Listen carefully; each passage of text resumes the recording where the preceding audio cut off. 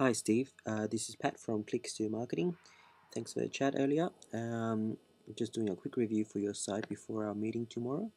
If you don't get to see it before the meeting, that's okay. You can take a look at it afterwards, and it might help you make some sense of our conversation tomorrow morning. So first of all, I'll go through the layout of the site and what comes to mind design-wise, and then I'll move on to talking about meta tags and a little bit more technical stuff about how we can help your site rank internally, and then we'll talk about what can be done externally. So hope you enjoy it.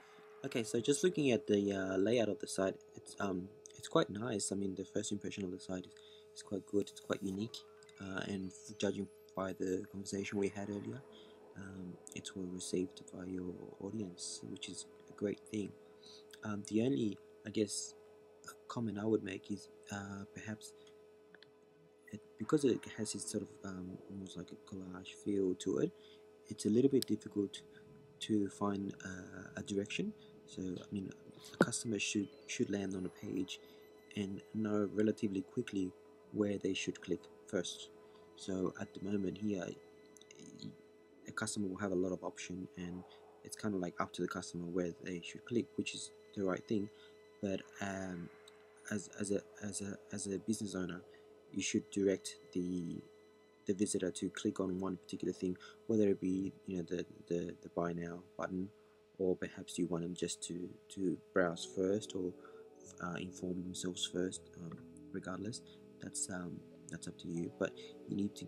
It helps to give the visitor some direction when they first land, so that they don't feel sometimes they can feel a bit overwhelmed.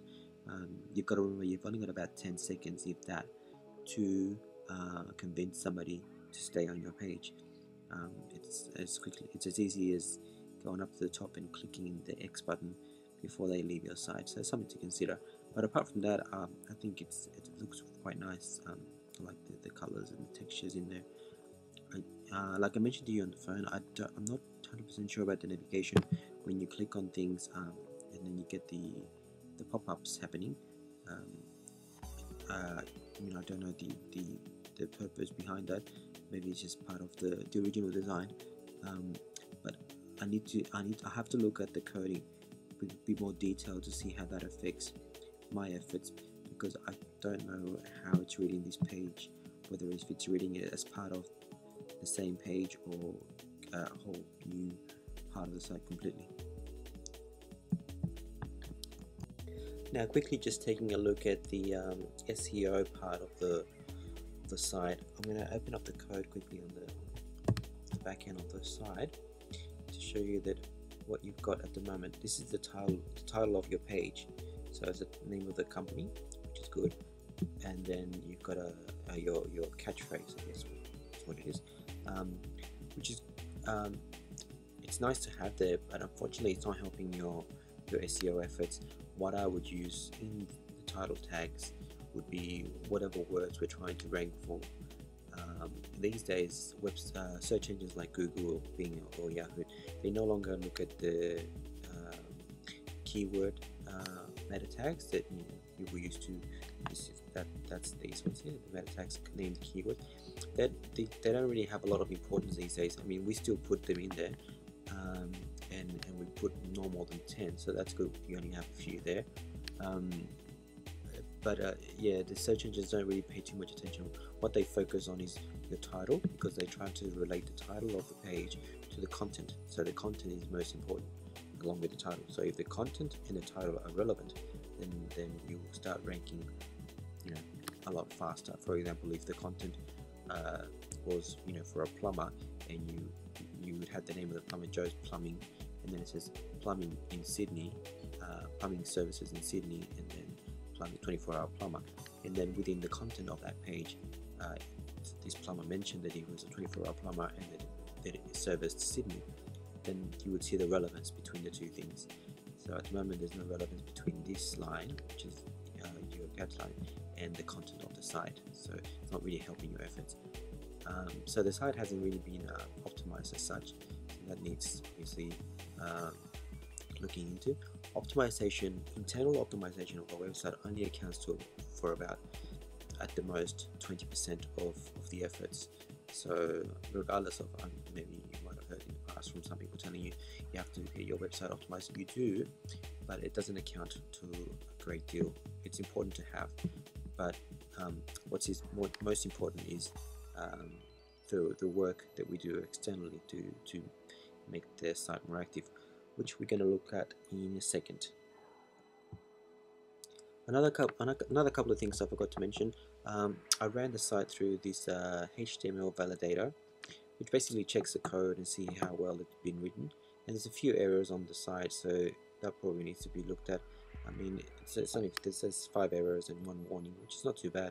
I've seen much worse, but it's always good to look at, because basically the coding is the only thing that these search engines look at, obviously.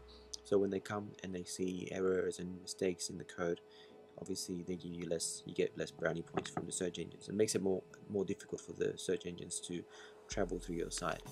So it's one thing to look at. And the other thing that's quite important that I forgot to mention is that when you look at the site and you click, for example, you can either type in just lovebeingwoman.com and you'll land on the site. You see that it hasn't got the www at the start, and then you can also just type in www.lovebeingwoman.com. So that's saying that you have 2 separate addresses for the one site.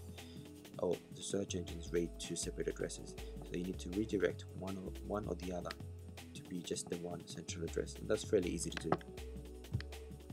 Okay, so now talking about linking back into your site.